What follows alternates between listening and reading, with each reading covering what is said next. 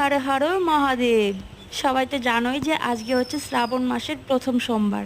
তো আজকে সকাল সকাল দেখো রান্নাবান্না সেরে আমি চান দান করে বাবার মাথায় দুধ গঙ্গা জল ঢেলে নিলাম।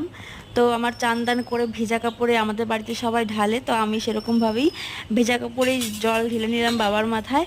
তোমরা কে কে ঢেলেছো অবশ্যই কমেন্ট করে জানিও।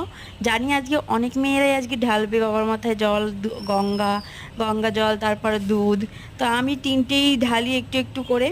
তো দেখো আমাদের ঠাকুর ঘর, এটা হচ্ছে আমাদের বাড়িতে ঠাকুর ঘর, আমাদের মানে কুলদেবতা যাকে বলে, যে আমাদের বাড়িতে আগের থেকেই শিব ঠাকুর, শিব মন্দিরটা আগের থেকেই আছে।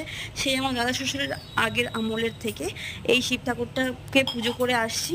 তো আমরা এই যে দেখো পুজো করে নিয়েছি আমি, আর নমস্কার করে নিলাম। আর স্পেশালি কি বলো তো, আজকে হচ্ছে সবুজ চুড়ি পরতে হয়। আজকে বলতে শ্রাবণ মাসটা পুরোটাই পরতে হয়, তাই আমিও হাতে সবুজ চুড়ি পরে নিয়েছি।